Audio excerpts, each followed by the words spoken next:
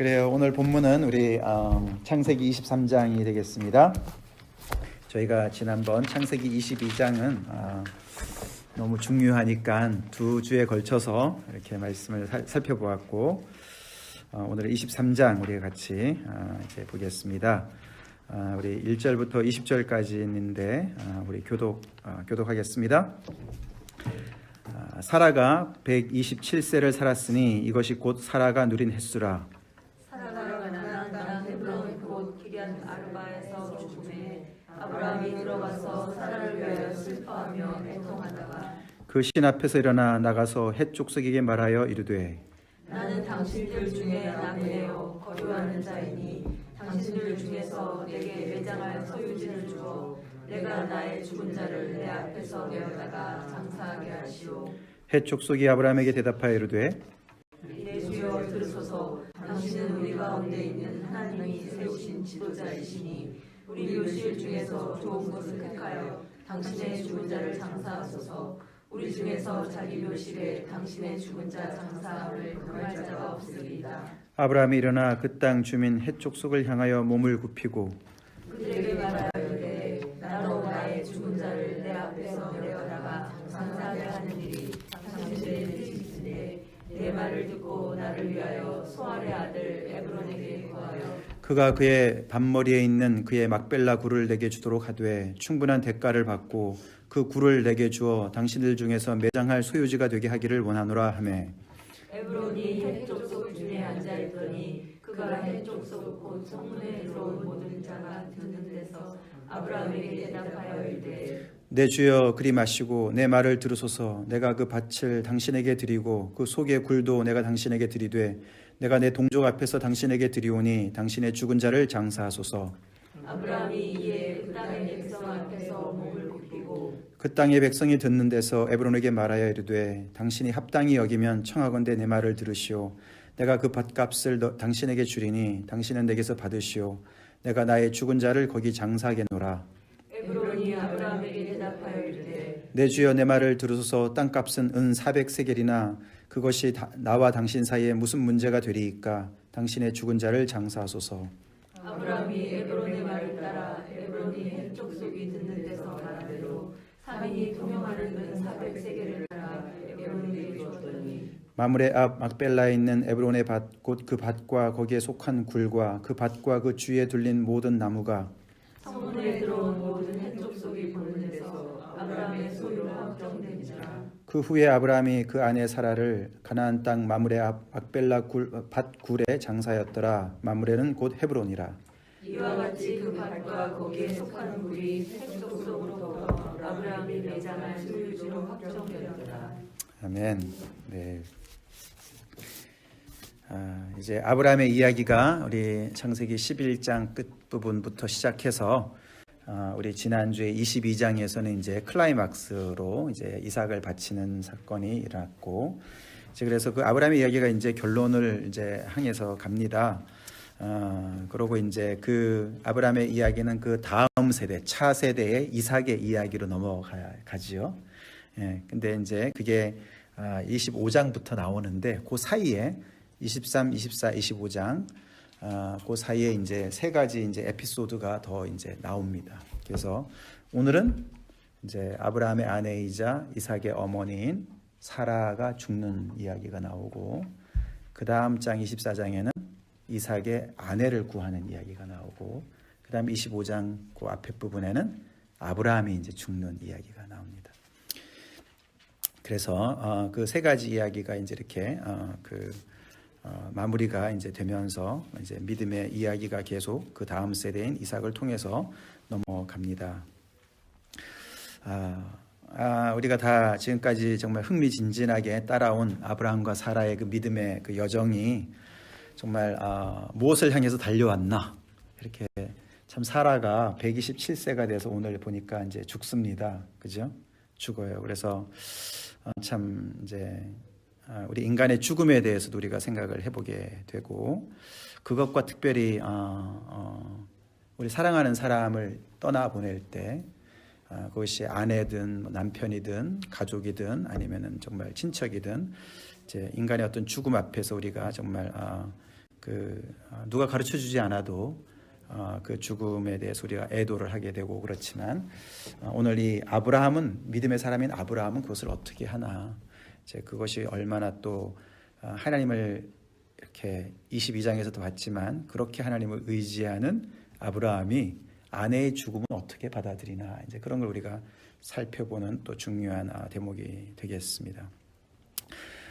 근데 오늘 이제 23장에서 여러분이 이제 같이 읽었지만 뭐가 초점이 됩니까? 이렇게 아내가 물론 이제 나이가 많이 들었지만 죽었어요, 그죠? 아내가 죽었어요. 근데 뭐 슬퍼하고 애통한 거는 잠깐 언급을 하고 23장 전체에서 뭘 강조하죠?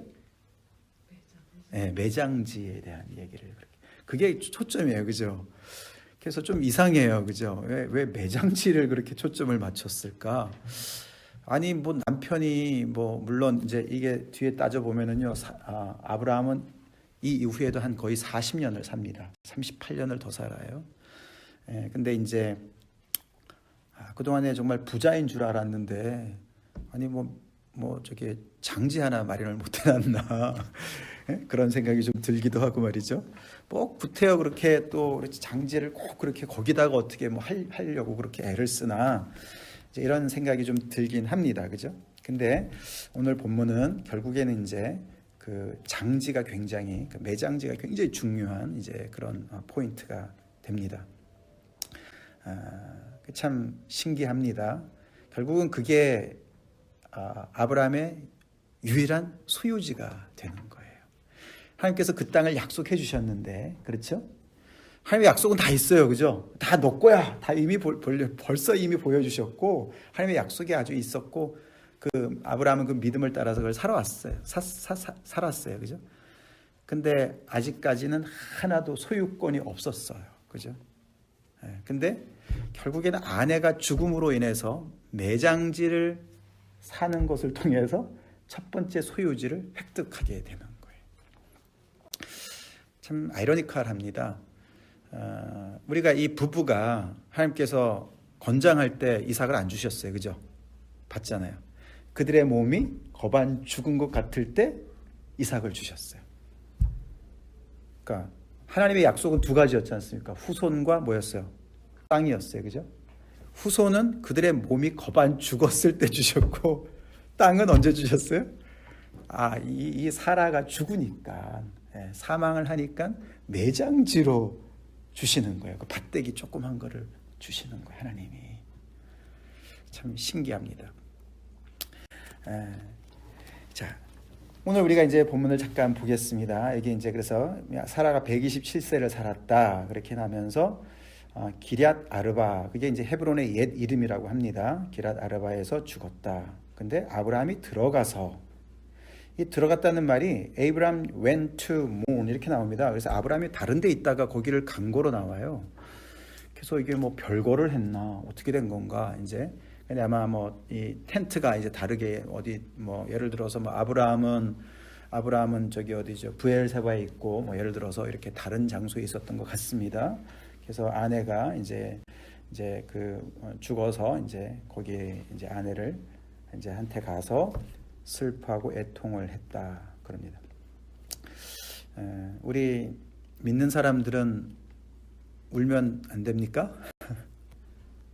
예? 어떤 사람들은 아니 믿음이 너무 좋아가지고 가족이 돌아가셨는데 부모님이 돌아가셨는데도 울지 말라고, 울면 안 된다고, 믿음이 적다 막 이제 이렇게 얘기하는데 그렇지 않습니다. 그렇죠? 아브라함도 그 믿음의 조상 아브라함도 슬퍼하고 애통했어요. 그는 자연스러운 일이죠. 그러나 3절에 보면은 마냥 슬퍼하진 않았어요. 그죠? 그가 시신 앞에서 일어날 때가 있어요. 일어납니다. 그래서 할 일이 있으니까.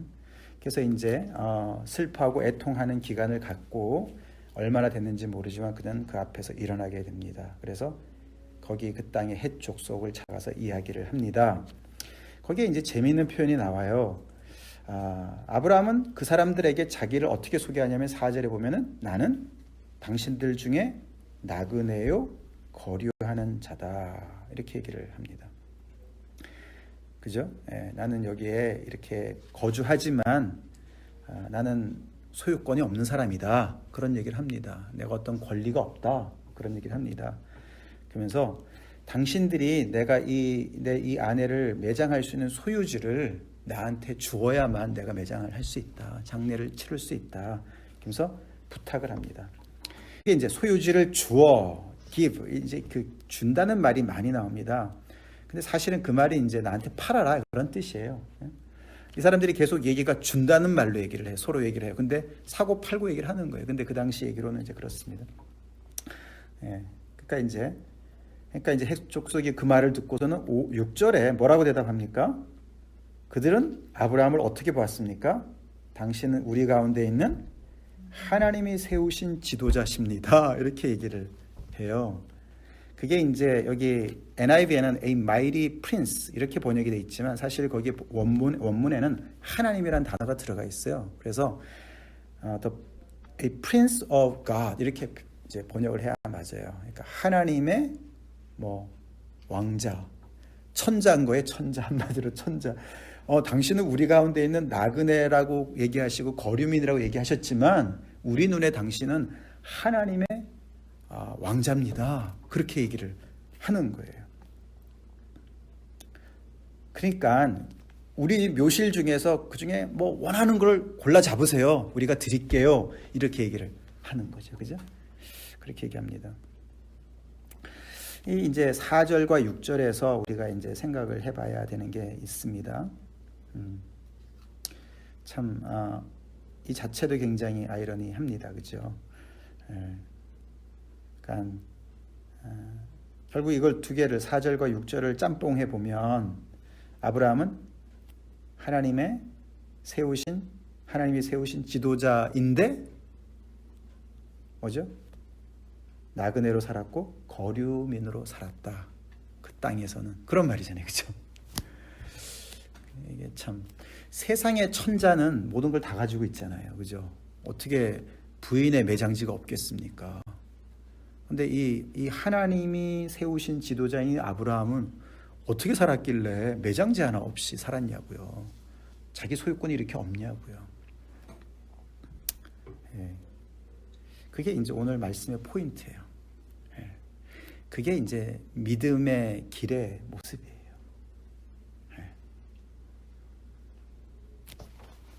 그러니까 세상이 보는 눈과 이 믿음을 따라 사는 사람의 삶의 그 내용과 굉장히 다릅니다. 그렇죠?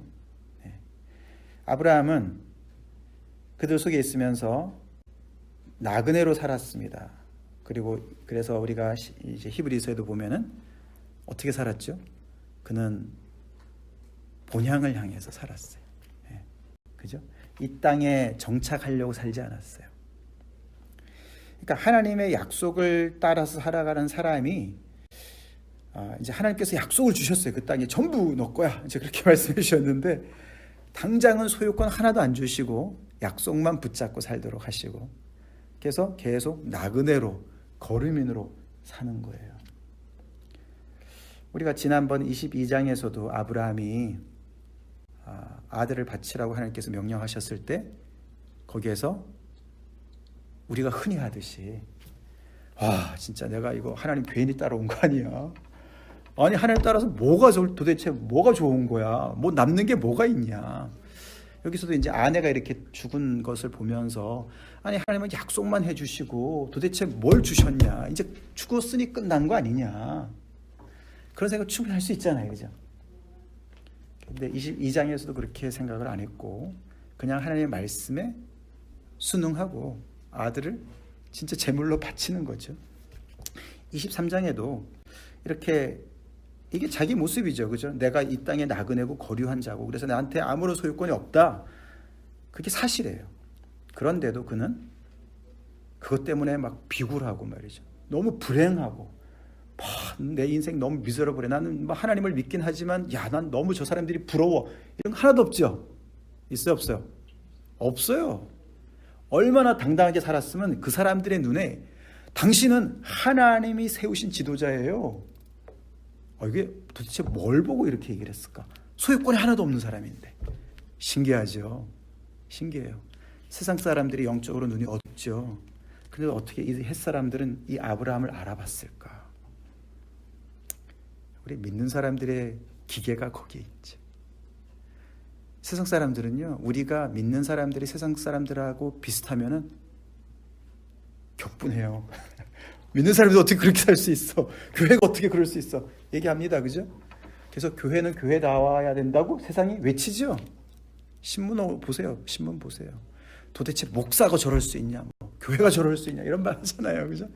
자기들은 안 살아도 하나님 믿는 사람이라면은 예수 믿는 사람들은 그렇게 살아야 된다라는 게 나름대로 있는 거죠. 이 사람들도 자기들은 못 살지만 정말 너무나 가진 건 없는데 소유권이 하나도 없는데도 이 부인을 매장할 매장지조차도 없는 그렇게 가난한 사람인데, 그래서 나그네고 거류한 자이기 때문에 쫓으면 쫓겨나가는 거죠.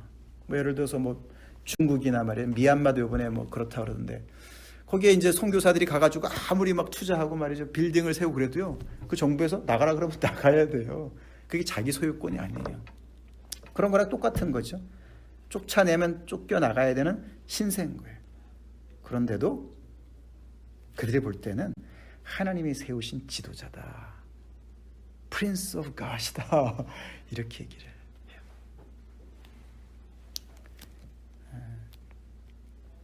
우리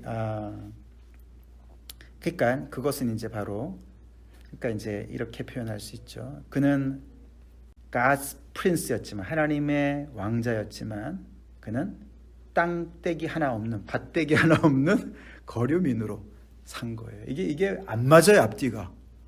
그렇죠? 앞뒤가 안 맞아요. 그게 우리의 모습이잖아요, 그죠? 믿습니까? 그게 우리 믿는 사람들의 모습이에요. 혹시 근데 우리가 자기 연민에 빠져가, 셀프 피리에 빠져가, 지난주에도 말씀드렸지만 세상 사람들과 견줘보면서, 야, 내가 하나님 믿고 따라왔는데 하나님 도대체 날 왜 이렇게 축복을 안 해주시지? 약속만 해주시고, 아니 좋은 건 저 안 믿는 사람이 다 가지고 있네 진짜. 그 중에 하나만 주시지. 하나님 참 야속하네. 그렇게 혹시 우리를 그렇게 세상의 눈으로 내 자신을 좀 비참하게 생각하는 분 혹시 없으세요? 그거 회개해야 돼요. 회개해야 됩니다. 아브라함을 보면서 회개해야 됩니다. 그렇죠? 회개해야 돼요. 우리는 이 믿는다는 것은 지금 주어진 현실도 뛰어넘고 내 자신도 뛰어넘고 죽음까지도 뛰어넘는 스케일입니다. 아멘? 예, 그래서 이게 비록 이 죽음이 사라를 여기서 이 땅에서의 삶을 끝냈지만, 그리고 아브라함 쪽에서도 아내가 이제 떠난 것이지만 거기가 끝이라고 생각하지 않는 거예요. 그 이상을 보는 거예요.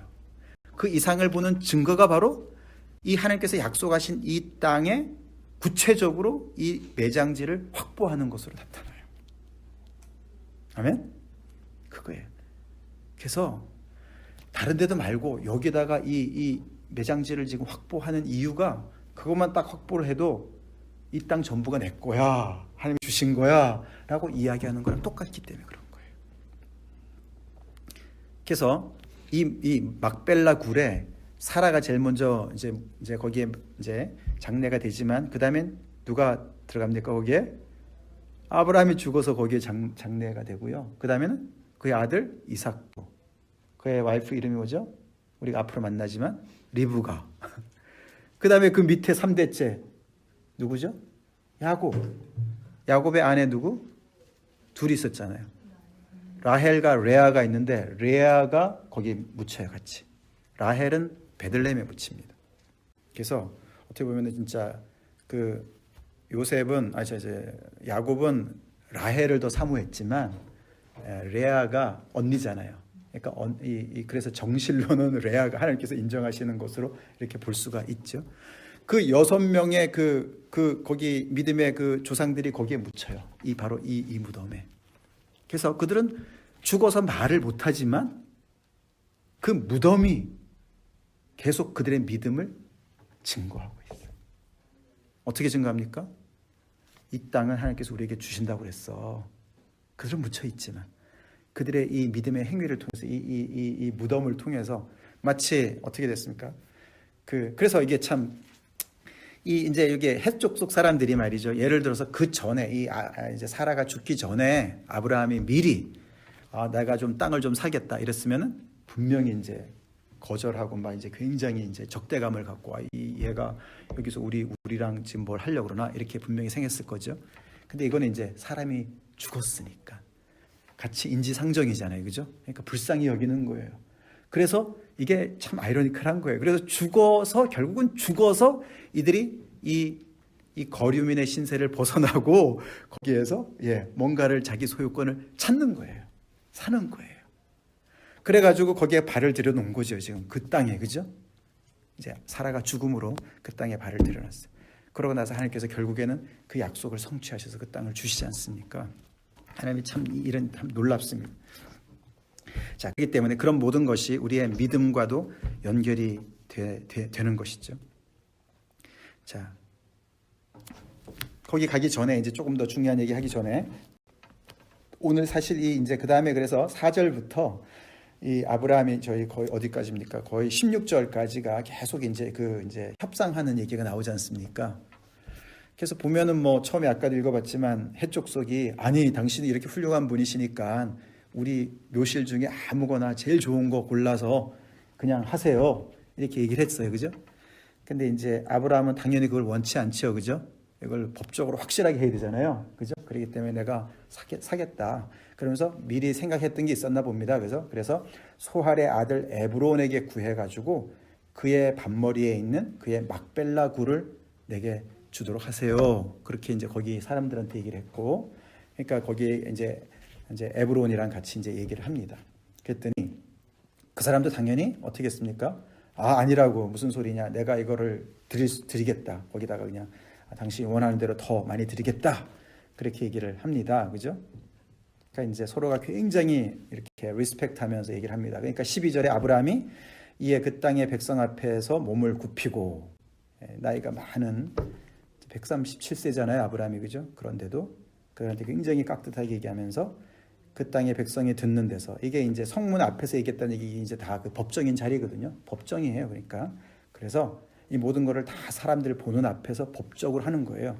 그 땅의 백성이 듣는 데서 에브론에게 말하여 이르되 당신이 합당히 여기면 청하건대 내 말을 들으시오. 내가 그 밭값을 당신에게 주리니 당신은 내게서 받으시오. 내가 나의 죽은 자를 거기 장사하겠노라. 그러니까 이제 에브론이 뭐라고 대답합니까? 아니에요. 그러지 마세요. 이렇게 얘기 안 하고 15절에 뭐라 그러죠? 땅값을 슬쩍 지나가면서 얘기해요. 그죠? 이거밖에 안 되는데 당신과 우리 사이에 뭐 이게 뭐 그렇게 큰 문제입니까? 그렇게 딱 던집니다. 근데 이 은 400세겔이라는 게요. 시세보다 엄청나게 많은 돈이래요. 이게 이제 그 당시 이런 거 여러 가지를 살펴보면은 너무 이게 아주 오늘 이 얘기 굉장히 코믹해요. 그러니까 뭐 주고 뭐 이런 얘기를 하는데 그건 진짜 돈을 얘기하는 거고 그냥 가지세요 막 이러는데 슬쩍 가면서 은 400세겔을 얘기하고 그러니까 이제 아브라함은 괜히 그랬다가 이거 뭐 니고도 못 하는 거예요. 그래가지고 그냥 그거 다 치르고 그 땅을 사게 되는 이제 이런 굉장히 코믹한 얘기가 여기 벌어지는 거죠. 그래서 시세보다 훨씬 더 많이 쳐가지고 결국은 그 땅을 사게 되는 거예요. 그래서 그 당시 이제 상인이 통용하는 은 400세겔을 달아 에브론에게 주었다. 그래가지고 거기를 보면은 이제 17절에 보면은 마므레 앞 막벨라에 있는 에그론의 밭. 이 마므레도 이제 헤브론이잖아요, 그죠? 이 헤브론은 예루살렘에서 약 12마일 남쪽에 떨어진 도시예요. 그래서 이 막벨라 굴이 아직도 있답니다. 거기 성지 순례 가면 있대요. 그리고 거기에 현재는 이슬람 사원이 있답니다. 거기. 그래서 이제 크리스천들은 절대로 접근 금지래요. 그러니까 사원까지는 이제 관광이니까 이제 돈을 벌려고 하긴 하는데 거기 무덤에는 절대 못 들어가고 뭐 이제 그렇답니다. 그러니까 결국에는 이제 그게 그 자리가 맞다면은 거기에 아브라함의 유골이 있는 거죠. 거기에 그 믿음의 조상들의 유골이 거기에 있는 거죠. 그래서 거기에 밭과 그 밭에 속한 굴과 그 밭과 그 주위에 둘린 모든 나무 그 모든 것들을 사람들이 보는 앞에서 아브라함이 소유로 확정이 됐어요. 자, 이제 이 장면은 이제 사실 아브라함이 굉장한 믿음의 행동인 거를 우리가 다시 한번 이제 강조를 해야 됩니다. 하나님께서 약속해 주셨기 때문에 여기에다가 이렇게 이것을 사는 거예요. 근데 비슷한 내용이 우리 예레미야 32장에 나옵니다. 우리 예레미야서 32장 찾아보겠습니다. 예레미야서 32장. 요즘에 우리가 이제 열왕기하 끝부분에 이제 하잖아요. 거의 끝나가는데 이제 거기 고동네입니다. 지금 그래서 예레미야가 그 당시 사람 아닙니까? 그래서 예레미야는 계속해서 너무나도 정말 참 자기 민족을 향해서 참 이렇게 좋은 메시지를 못 전하고, 그죠? 너네 망한다. 계속 그 얘기만 했던 사람이에요. 그죠? 너무 힘들었던 선지자죠. 그래서 이제 우리가 32장 이제 가셔서 사실 이제 거기 6절부터 이제 나오는데 그 32장 얘기가 이제 그 예레미야가 아나돗에 있는 그 밭을 사는 얘기가 나오는 거예요. 근데 이때가 이제 하나님께서 이미 이 유다가 멸망해가지고 너네가 다 이제 포로로 잡혀갈 거다, 바벨론에 끌려갈 거다, 이런 이제 예언을 많이 했던 상황이거든요. 근데 하나님이 말씀하시는 거예요. 너가 그 아나돗에 있는 내 밭을 사라고. 그 밭을 사라고. 거기에 친척인 하나멜이라는 사람이 와가지고 얘기를 합니다. 그 숙부의 아들 하나멜이 와가지고 얘기를 합니다. 우리가 이제 6절부터 보겠습니다. 예레미야가 이르되 여호와의 말씀이 내게 임하였느니라. 이르시기를 보라, 내 숙부 살룸의 아들 하나멜이 내게 와서 말하기를 너는 아나돗에 있는 내 밭을 사라. 자기 밭을 사라. 사촌이잖아요. 이 기업을 물을 권리가 내게 있느니라 하리라 하시더니 여호와의 말씀과 같이 나의 숙부의 아들 하나멜이 시위대 뜰 안 내게 와서 이르되 청하노니 너는 베냐민 땅 아나돗에 있는 나의 밭을 사라. 기업의 상속권이 내게 있고 물을 권리가 내게 있으니 너를 위하여 사라 하는지라. 내가 이것이 여호와의 말씀인 줄 알았으므로 내 숙부의 아들 하나멜의 아나돗에 있는 밭을 사는데 은 17세겔을 달아주되 증서를 써서 봉인하고 증인을 세우고 은을 저울에 달아주고 법과 규례대로 봉인하고 봉인하지 아니한 매매 증서를 내가 가지고 나의 숙부의 아들 하나멜과 매매 증서의 인친 증인 앞과 시위대 뜰에 앉아있는 유다 모든 사람 앞에서 그 매매 증서를 마세야의 손자 네리야의 아들 바룩에게 붙이며 그들의 앞에서 바룩에게 명령하여 이르되 만군의 여호와 이스라엘 하나님께서 이와 같이 말씀하시기를 너는 이 증서 곧 봉인하고 봉인하지 않은 매매 증서를 가지고 투기에 담아 오랫동안 보존하게 하라. 만군의 여호와 이스라엘 하나님께서 이와 같이 말씀하시니라. 사람이 이 땅에서 집과 밭과 포도원을 다시 사게 되리라 하셨다 하니라. 무슨 의미인지 아시겠죠? 바벨론의 포로로 잡혀갈 신세인데 그 땅을 왜 사냐고요. 그죠? 살 이유가 없잖아요. 근데 하나님께서 예레미야한테 그 땅을 사라고 말씀하세요. 왜 그렇게 말씀하시죠? 다시 돌아올 거니까. 포로 끝나고 다시 돌아올 거니까. 그래서 이 땅에 사람이 이 땅에서 집과 밭과 포도원을 다시 사게 될 거니까 이 소망의 메시지인 거죠. 그러니까 너가 미리 그런 삶을 사는 행동을 통해서 너네가 붙잡혀가지만 포로로 잡혀가지만 다시 돌아올 거다. 그렇게 이제 하나님께서 말씀을 해 주시는 거죠. 그래서 예레미야가 이 아나돗의 밭을 사는 것도 믿음의 그죠? 매매였어요. 그죠? 믿음의 매매. 하나님께서 명령하신 것이죠. 마찬가지로 이 아브라함도 그렇게 아내의 그 매장지를 그렇게 믿음으로 이제 이렇게 준비를 합니다. 자, 우리가 히브리서 11장을 또 보겠습니다. 히브리서 11장 13절 14절 누가 찾아서 읽어주세요. 히브리서 11장 13, 14.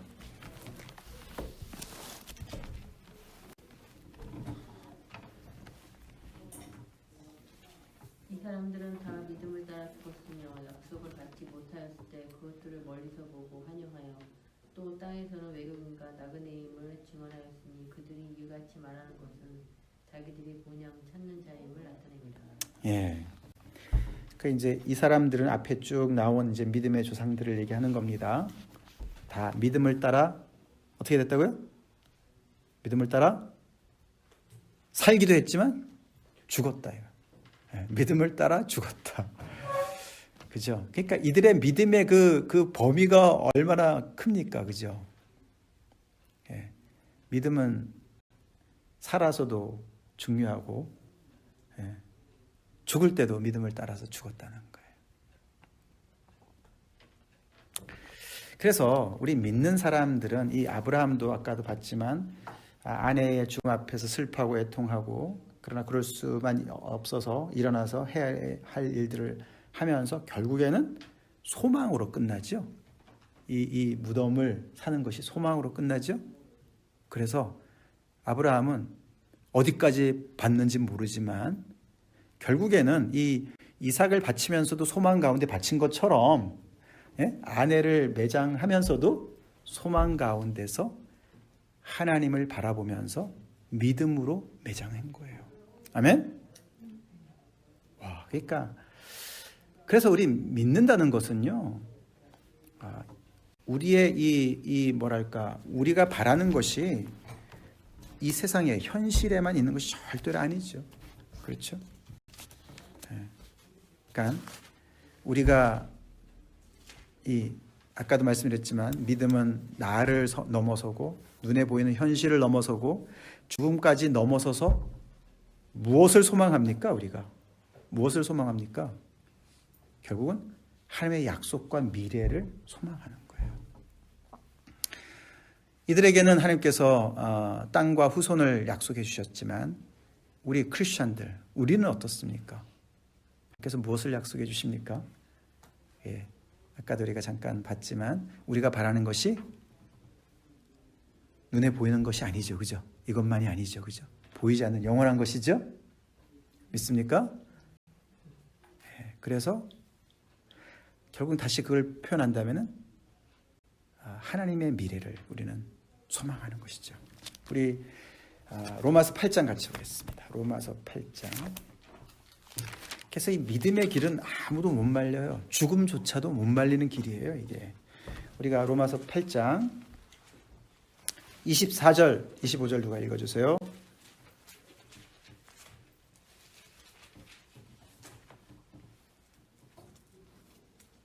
우리가 소망으로 구원을 얻었음에 보이는 소망이 소망이 아니니 보는 것을 누가 바라리요. 만일 우리가 보지 못하는 것을 바라면 참음으로 기다리라. 아멘.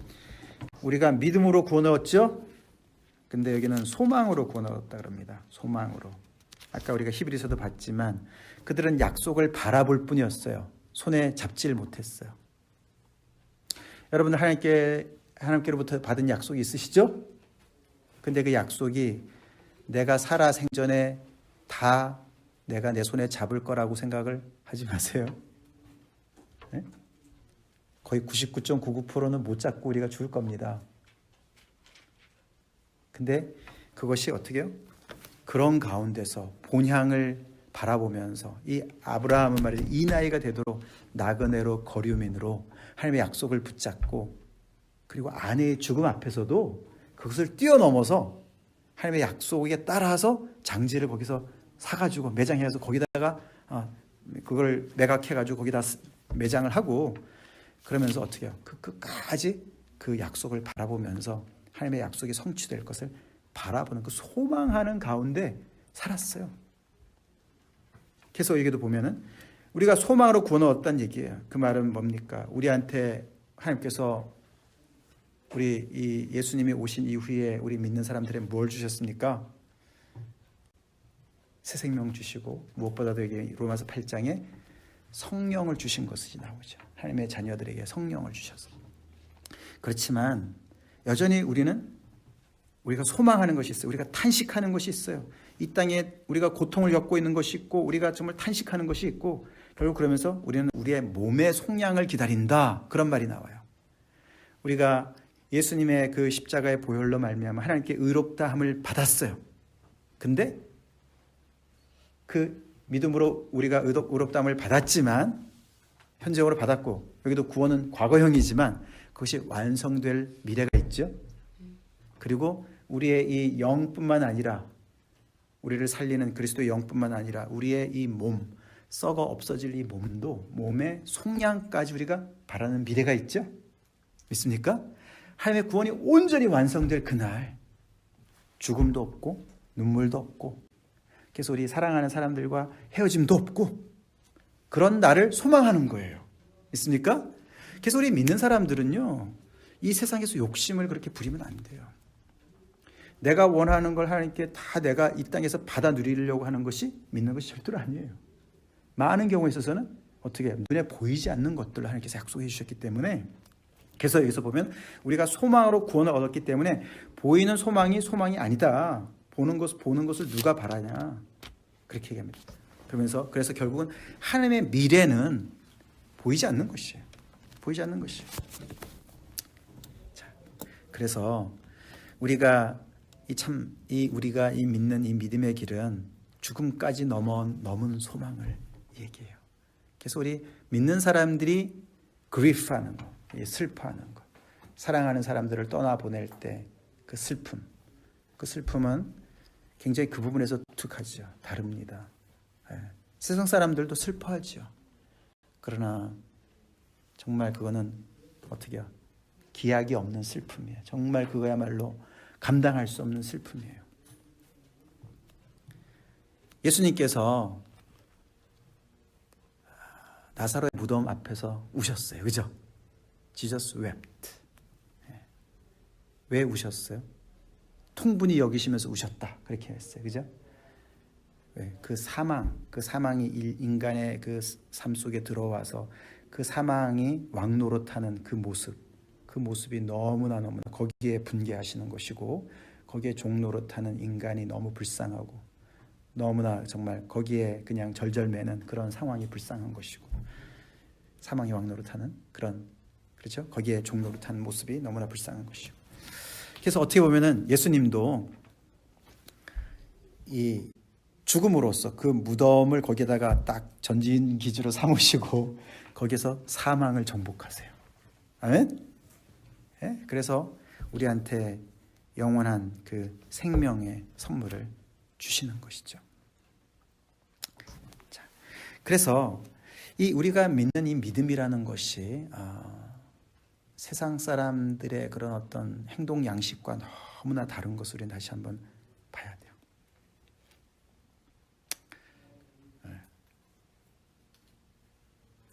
홈레스, 요즘에 홈레스 얘기 많이 하지만 랜드레스 그런 말 별로 안 돼. 랜드레스, 땅떼기 하나 없는 인생이 아브라함이 랜드레스예요. 와, 하나님의 이런 모든 약속을 다 가지고 있는 이 사람이잖아요. 참 하나님은 어떻게 보면 참 야박하시게 느낄 때가 있어요. 그죠? 근데 아브라함은 진짜 하나님과 짝짝꿍이에요. 어떻게 그런 상황인데도 하나님한테 시험도 안 들고 그러니까 참 그래서 우리가 이 보는 스콥이 바뀌지 않으면 그죠? 우리는 하나님 앞에 불평할 수밖에 없어요. 믿음의 길은 너무 힘들고 짜증나고 진짜 내가 이러려고 믿었나 막 이제 이런 생각들이 너무나 들고 근데 우리 정말 하나님의 이런 이게 바로 창세기 이 말씀의 핵심이에요. 세상을 다 차지한 사람들이 하나님의 자녀들이 아니라고요. 하나님을 소유한 아브라함이 세상 거 하나도 가지고 있는 게 없어요. 와, 어떻게 그렇게 하나님이 그죠? 너무 그렇게 짜게 주시나. 아들 하나도 그렇게 진짜 몸이 다 죽은 다음에 주시고 땅떼기도 이렇게 아내가 죽은 다음에 주시고 근데 이제 결국은 우리 구원 집사님이 기도해 주셨지만 우리가 눈에 보이는 것을 의지하지 않고 눈에 보이지 않는 하나님을 의지하라고 우리를 그렇게 인도하신 줄 믿습니다. 그래서 여기 우리 연주자매 아직 40대 중반 다 넘은 분들이시니까 우리가 이제 자녀들 이제 티네이저들 있고 말이죠. 아직은 젊죠. 근데 우리의 믿음이 이제 티네이저 자녀들한테도 잘 넘어가기를 우리가 애를 많이 쓰고 교사로서 부모로서. 근데 우리가 점점 더 이제 이제 송교수 집사님 같은 경우는 이제 65세 정도 60대 이제 막 중반을 향해서 가시고 이제 그러고 우리 다 이제 그렇게 이제 점점 더 또 나이가 들어가고 이러면서 우리 자신의 죽음에 대해서도 우리가 생각을 해보게 되죠. 우리 또 집사님은 또 사랑하는 남편을 또 떠나보내신 지 2년 되셨고, 이제 그래서 사랑하는 우리의 배우자들을 떠나보낼 때를 또 우리가 생각해 보게 되고, 사실 그런 얘기 별로 안 하고 싶죠. 근데 우리가 제대로 된 퍼스펙티브를 가지고 살아야 됩니다. 아멘? 이 믿음이 이렇게 대단한 거예요. 아브라함이 약간 좀 모자라는 사람인가요? 아니죠. 이게 하나님의 말씀이 창세기와 이 요한계시록까지 다 꿰뚫고 있는 말씀이 바로 그 말씀이에요. 하나님은 새하늘과 새 땅을 예비하셨고, 그리고 우리에게 정말 몸의 속량을 주실 줄로 믿습니까? 정말 믿습니까? 그런 소망이 있습니까? 그런 강력한 소망이 있습니까?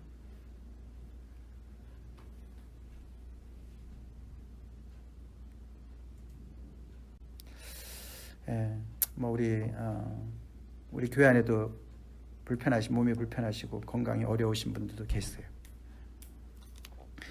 그래서 정말 우리가 그들의 치유를 위해서 계속 기도하지요. 그렇지만 또 정말 또 우리가 하나님이 부르실 때 우리가 또 다 우리 순서가 되면 다 가야 돼요. 그죠? 근데 가는데 이런 소망을 가지고 진짜로 우리가 떠나보내기도 하고 나도 그 자리에 설 수 있을까, 그런 생각을 우리는 해봐야 됩니다. 그래서 거기에는, 그래서 아까 말씀드린 거예요. 믿음이 좋다 그러면은 울지도 말아야 되냐? 우리가 소망이 있는데 왜 울어? 말도 안 되죠. 울지요. 애통하지요. 그러나 그 애통에 리밋이 있는 이유가 바로 소망 가운데 우리가 떠나보내고 또 우리도 떠날 것이기 때문에 우리가 바라는 것이 보이는 것이 전부가 아니기 때문에. 아멘? 정말 그렇습니까? 정말 그렇습니까? 혹시 신세한탄하고 계세요, 여러분들? 내가 예수님 믿고 말이지 이렇게 지금까지 애썼는데 뭐 되는 거 없고 생긴 것도 없고, 홈레스, 뭐 랜들레스, 예. 하나님한테 자꾸 그래서 달라고만 떼쓰고 계세요? 우리 그러지 않길 바랍니다. 하나님이 주시면 감사한 거고, 아멘? 예. 오히려 내가 더 정말 하나님으로 부욕해 되기를 우리 소망합시다. 예. 그리고 안 믿는 사람들이 볼 때, 야, 당신은 하나님이 세우신 지도자예요. 당신은 아무것도 안 가진 것 같지만 다 가지고 계시네요. 그런 말을 우리 들읍시다. 아멘? 달라야죠. 아니 뭐 우리가 일부러 다르려고 다른 거 아니고, 얼마나 다릅니까? 이게 다릅니까? 하나님의 모든 약속 다 우리 가지고 있죠. 그리스도 안에서 다 가지고 있지 않습니까? 아멘? 하늘에 속한 모든 신령한 복을 우리가 다 받은 사람들이죠. 이래봐도 믿습니까 그거? 세상 사람들이 볼 때, 세상의 기준으로 볼 때 내가 가진 거 별로 없어요. 그렇지만 나는 너무나 부요한 자야. 그게 이제 오늘 23장의 이야기입니다. 그래서 이렇게 그 매장지를 그렇게 이제 강력하게 집중해서 설명을 합니다.